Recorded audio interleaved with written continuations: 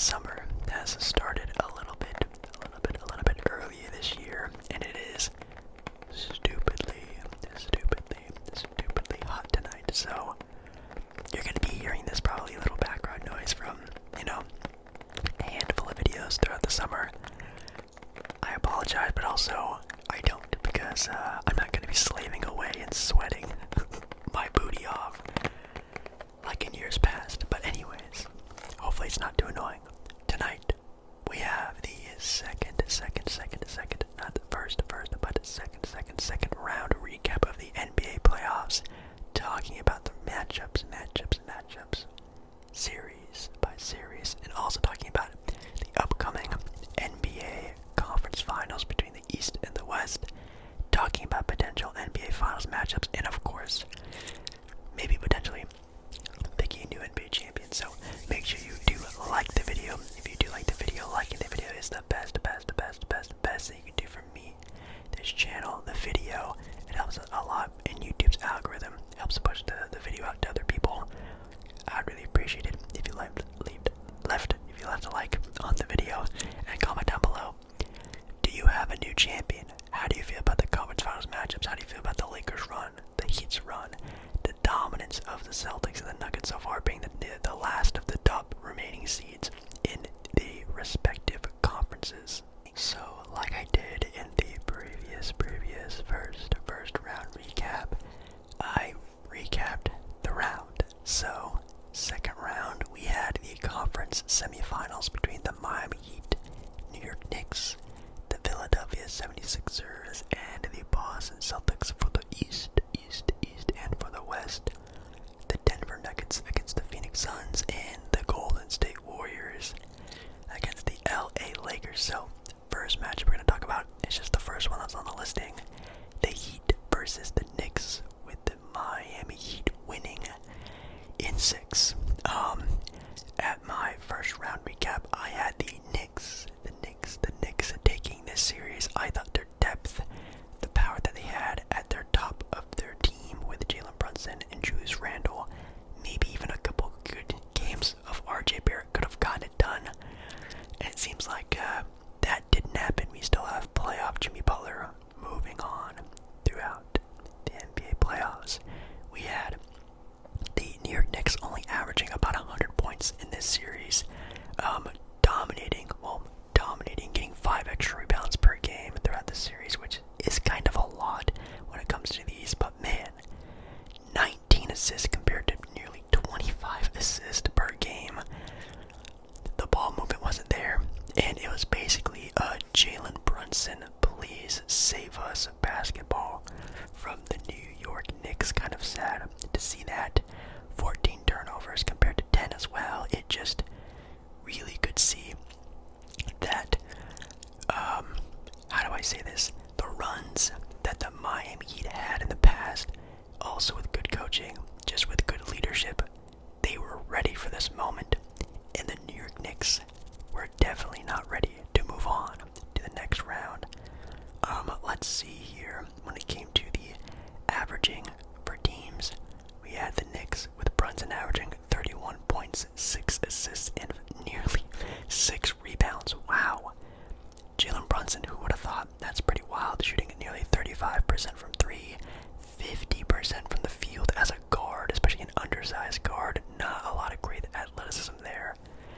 Man, RJ Barrett, who averaged 20 points in this series, which was a very, no offense, very quiet 20 points. If you would have asked me, I would have guessed maybe he averaged like 15, 14 points per game. Didn't really seem like he was really that impactful. Then you had Julius Randle averaging 18 points per game and 10 rebounds. Not bad for Julius Randle, but obviously in a playoff series where you guys could have made it to the conference finals, you really needed just anyone to step up alongside Jalen Brunson, and nobody took that step. On the other hand, Jimmy Butler averaging 25, Bam Adebayo averaging 19, Max Strus averaging 15. This team has always been talked about being undermanned. They don't have enough. I think it's still very much true, but I think the pieces that they do have and the grit that they just carry themselves with,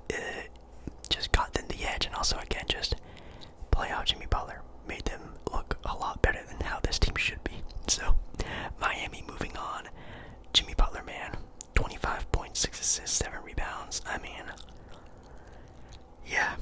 The playoff Jimmy, we had the Boston Celtics going up against the Philadelphia 76ers in a 7-game series, with Boston moving on in a pretty dominant win, I would say, at least in my own describing words, in Game 7 to end the series. 112 to 88 in the final game. Yikes. Let's see here when it comes to the stats side by side. Nothing too crazy, of course, just the points per game. Boston averaging 110 with Philadelphia only averaging barely over 100.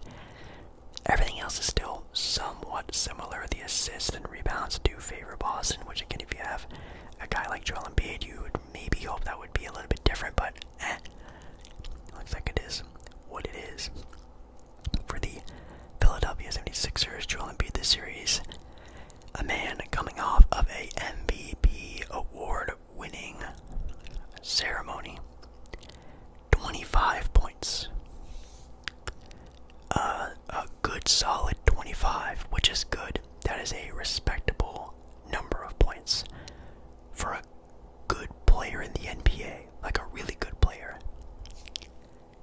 This guy won the most valuable player, averaging 25 points per game in a do-or-die playoff series against your biggest rival, the team that you cannot beat and get over the hump.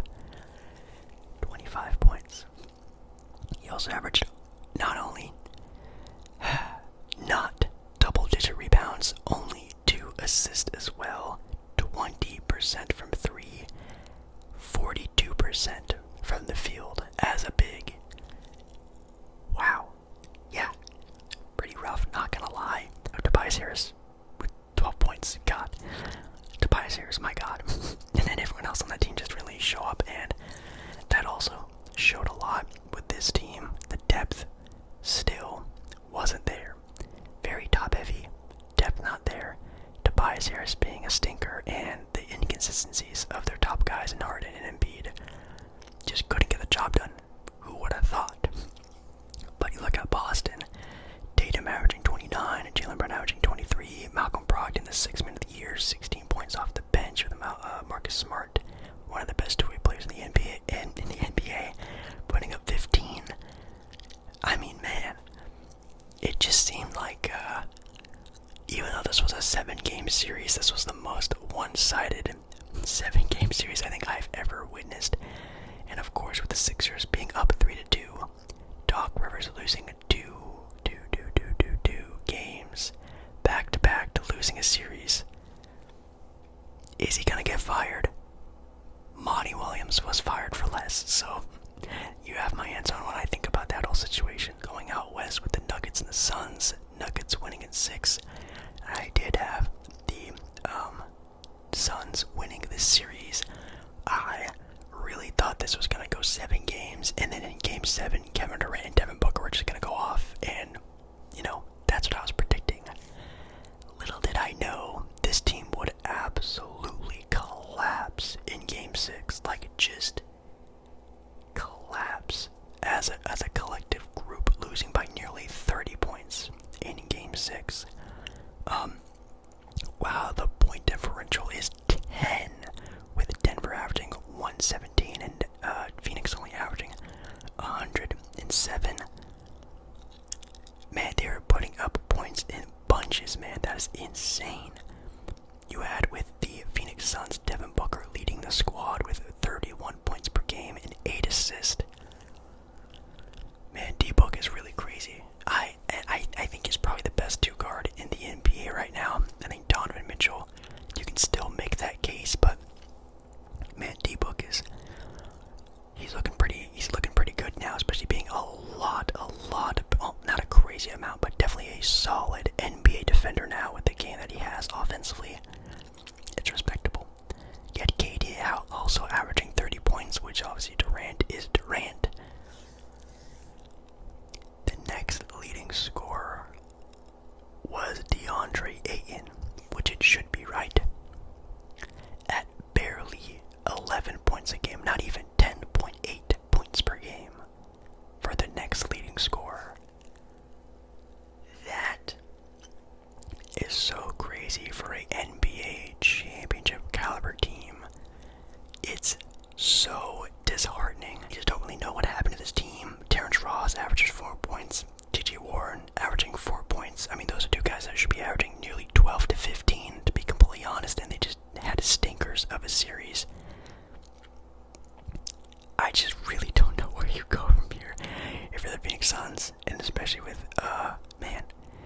DeAndre Ayton, what do you do? On the other hand, Nikola Jokic, the non-winner of the MVP, averages 35 points, a block, a steal, 10 assists, and 13 rebounds, shooting 44% from 3 and 60% from the field. That is a crazy stat line for a player that is not, I guess, apparently the most valuable player. Who knew? Jamal Murray, looking like old Jamal Murray, averaging 25 points, nearly 2 steals, and 7 assists. I mean, we are getting some more playoff Jamal Murray back, and he looked pretty much legs under him. This series, I think, is probably nearly 100% of the player that we all need him to be. Then you have Gordon averaging about 13, Bruce Brown averaging about 13, Michael Porter Jr. averaging about 13. Perfect. Then you had the almighty series, the Warriors and the Lakers, which I know a lot of people had as maybe one of the best series that we've seen in a long time, and it wasn't really like that. The Lakers actually winning 2 in a row for games 3 and 4. So that means they won game 1, lost game 2. They were up 3-1 against the Golden State Warriors, which I guess is respectable. But man, did I also think this game was going to go back and forth until game 7 and down the stretch game. And in the down the stretch game in game 6, the Warriors got blown out by 20 points, which, wow. Especially the runs the Warriors were having with the Sacramento Kings, I never would have thought that would have happened. And it did. I had the Warriors winning this series. I was dead wrong, apparently. The Lakers barely squeaking by with the point differential. Warriors having more rebounds, more assists. But they did have more turnovers. Wow. This is actually a lot closer on paper than I thought, but the Warriors stats are still definitely winnable in a series, I could say. Steph Curry averaging 28 points, Klay Thompson averaging 16, Andrew Wiggins averaging 15. Not bad, but definitely needed some bigger play from Jordan Poole, averaging 8 points and 4 assists. Those are good stats for a role player putting up maybe 15 to 10 minutes per game. This dude was starting some games and really trying to get a good role and feel, and he just couldn't. And you could definitely see that the lights were too bright, I think, for Jordan Poole and this LA Laker team that he was going up against. Klay Thompson had a couple stinker games, and Steph Curry was good. Really good, and it just seemed like he was almost sometimes out there by himself, which I know some superstars out there are going through that right now.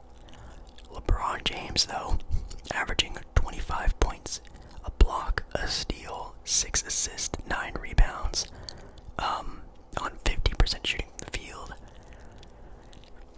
That's just typical LeBron stats. Like, that is just, you could have said that was a stat line of his of 5 years ago, and I would have believed you, and it's still here till this day. Anthony Davis, still having a good key role, definitely defensively putting up 2 blocks, nearly 2 steals with 22 points per game, and 13 rebounds. Man, I love me some Anthony Davis, especially when that dude is fully healthy. He's one of my favorite players to watch. Then you have guys like D'Angelo Russell, Austin Reeves, Lonnie Walker, Dennis Schroeder, even Rui Hachimura having a couple key games there. This Laker team needed depth. They got depth, and is really showing out in the NBA playoffs now. Moving on, the conference finals against Denver. Same matchup as 2020 bubbles. So we have the Heat and the Celtics going on against each other in the Eastern Conference Finals. And now we get to the part of the video where we discuss the future. So far, I've been freaking terrible at trying to predict what will happen next. And I think in this video, man, I think oh man, the only team I've been pretty consistent on, besides the first time I did this, which I picked the Bucks to make the finals. Wow, that was dumb. was the Celtics. I said if it wasn't the Bucks, it would be at 1000% the Celtics. And I think I'm still going with the Celtics winning this series.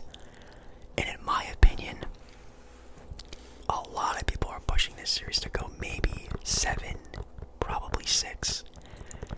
I'm thinking more, maybe 5, probably 6. I'm on the lesser end of this.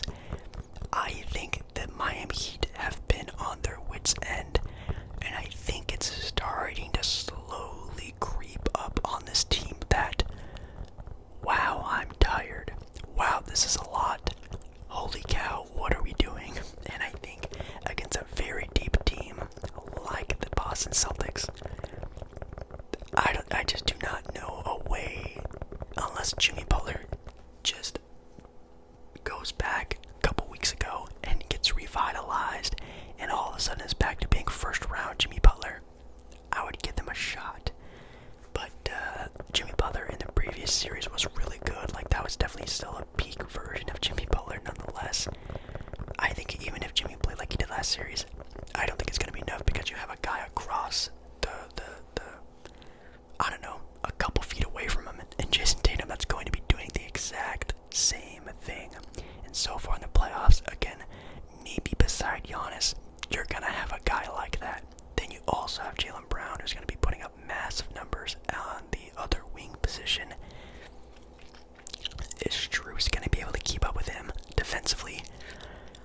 Who knows? And then offensively, you got to keep up with this team, and that is just going to be such a tough task. I have Boston moving to the NBA Finals still in about 5 to 6 games. And in the West, you have the Denver Nuggets going up against the LA Lakers. Oh man, that's going to be an interesting series. And it quite literally almost entirely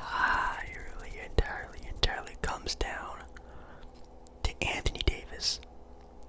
Can Anthony Davis be there to do something, if not anything, against Nikola Jokic? If they can just hold Nikola Jokic to a normal stat line, I think they got a shot. Or you play option 2, you let Nikola Jokic run wild, and you pray that the others of the team do not catch up. Maybe Nikola Jokic averages 40 points and 11 assists and 15 rebounds. That's fine. It matters what happens with the others. If the others are struggling, like we've seen in other series in the playoffs with other teams, that's another strategy, and that might be one that they go with. Of course, I think they're going to go with strategy number 1 and pray that Anthony Davis can do anything with Nikola Jokic as he's done before in the past. Some successful, some not. We're going to have to see what happens this time. Then you have Aaron Gordon and Bruce Brown on LeBron. You know, a couple years ago, that's easy money for LeBron, and nowadays it's definitely a lot tougher of an ask. And then the perimeter defense of Denver is pretty lackluster, but can the consistency of the others of the Lakers, like Reeves and D'Angelo, really push forward? And maybe Lonnie Walker still carries that spark with him. That's a big ask, and the Lakers are still hoping that they can ask these others to do. But I think it's not enough. I think Denver, right now, in my opinion, has been the best basketball team playing, and I have them winning in, again, probably closer to a 5-6 game series than a lot of people would have as a 6-7 game series. I just don't see Denver losing at home. I just don't. And the big success of the Lakers so far this playoff run is the fact that they have been stealing games from the road, well, I guess technically the home teams, winning in Memphis, winning in Golden State.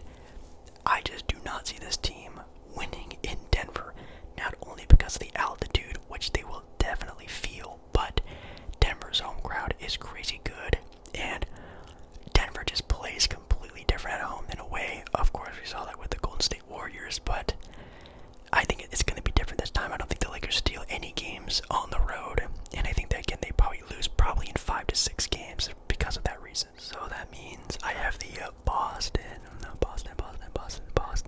Celtics going up against the Denver Nuggets. Finals, which, on a matchup perspective, not the best. You have Jokic and Tatum, Jaylen Brown, Jamal Murray, which isn't bad, but as a star-to-star power. But man, having the almost LeBron James, Jason Tatum, Lakers, Celtics Finals, I think is everyone's pipe dream. It's everyone's wish to have the Lakers Celtic Finals once more, with LeBron James potentially winning his last potential championship against the Boston Celtics.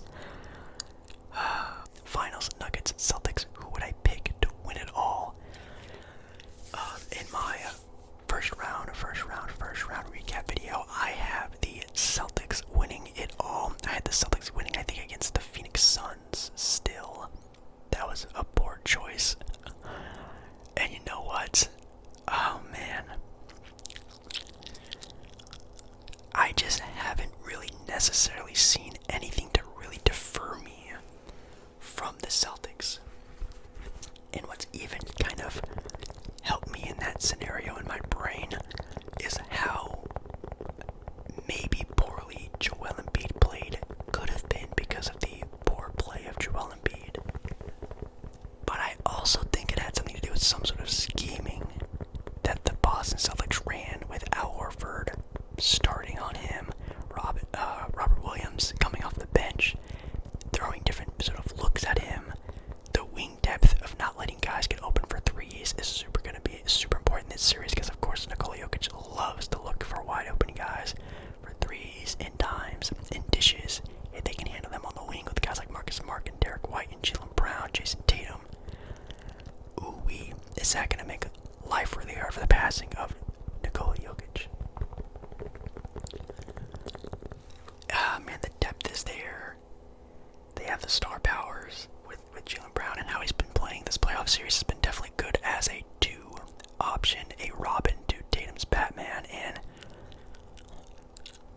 I just still haven't seen anything that really defer me, so I think I still, right now, have the Boston Celtics winning the NBA championship.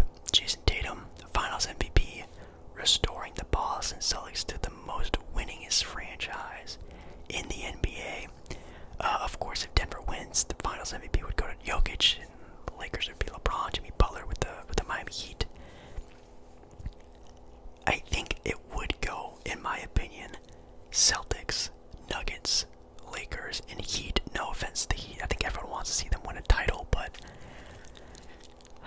that'd be close. I think it would probably be a 7-game series. I think Jokic can definitely take a couple games here and there. And, man, I could also just see a big collapse from Boston, because we've seen those big collapses not only in the regular season, but in playoff moments, big playoff moments. Those Boston Celtics, man, they collapse hard sometimes. That could really be a good thing for the Denver Nuggets, but I think if Boston gets that close, I can't count them out. I think I have them winning it all still. So yeah, there you have it.